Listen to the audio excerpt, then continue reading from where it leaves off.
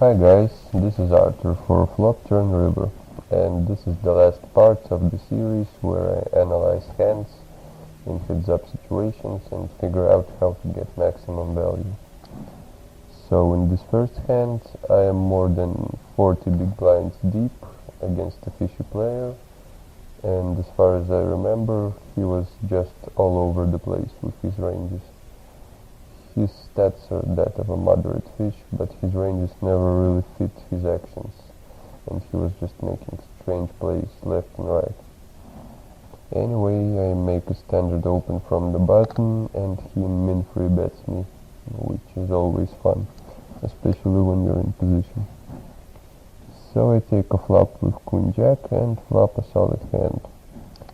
He bets half pot, and at this point there is no reason to fold.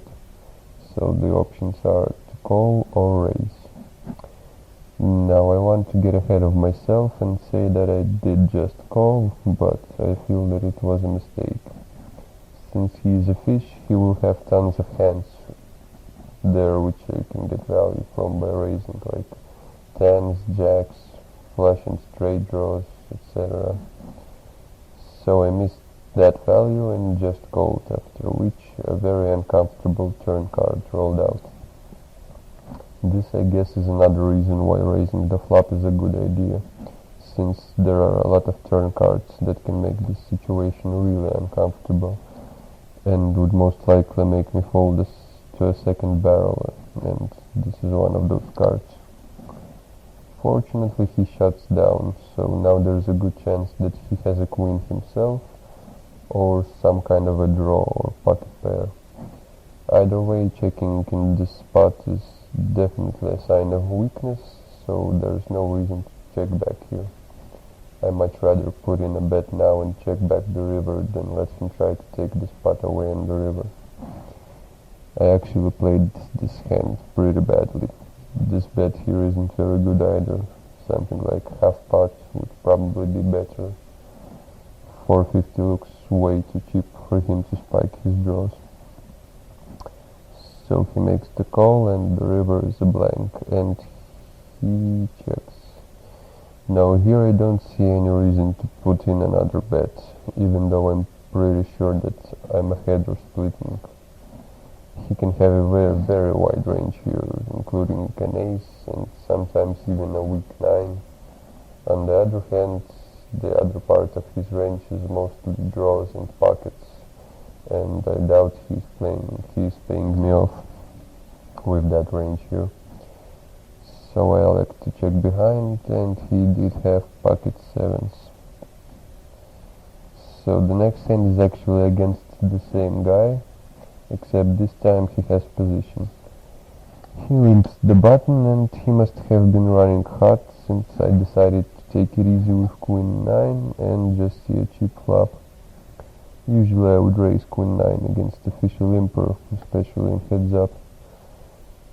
So I flopped up pair and decide to go for a check raise instead of a donk bet, because players like him tend to bet the flop a lot and rarely fold to a check raise. Probably should have raised bigger here, something like 350 or even 400 though. Well, that worked like a charm, and the turn isn't that bad either.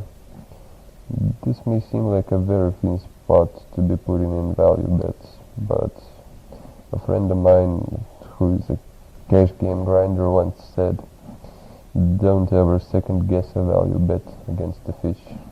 Even if it looks like there's nothing worse they can possibly call you with, they'll find something."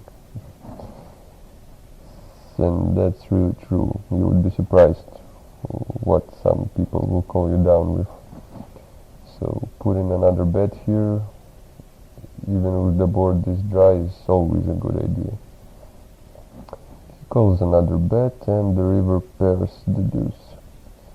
I can't really call that a blank here, since he might have very well had ace deuce or something, and this is where it gets a little tricky.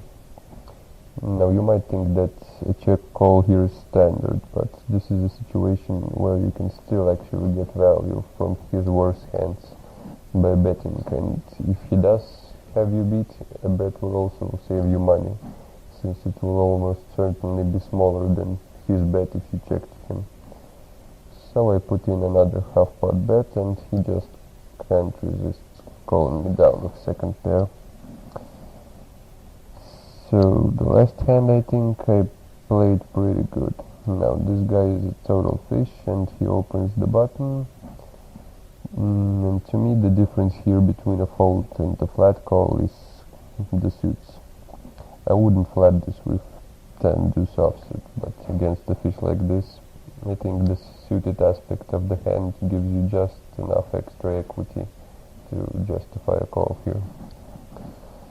So I flop bottom pair, and on a flop like this, I'm going to be flatting his c-bet all day, but he does something strange and checks back, and that is fairly strange considering that his c-bet percentage is 86. So he checks back, and an interesting card rolls out on the turn. Now at this point I would imagine that he has a whole bunch of air in his range, so betting here is almost mandatory. Even if he does have something, I have a lot of equity to draw out on him on the river, but in general I expect him to give up on his hands to 1 or 2 barrels here a lot. So I bet the turn, and he calls, and the river brings me the nuts. It's highly unlikely that he has a 5 here, and if he did, he's not raising my bet here, since that would make way more sense for him to do on the turn. And if he did just flat me on the turn with a straight, then he's very rarely going to raise me on the river, especially when the board has paired. And of course I beat 99% of his non-straight range. So another easy barrel on the river, which this time gets paid off by a pair of 8s. So this was the last part of this series, but I'll be starting another series on a different topic pretty soon. So as always, thanks for watching and good luck.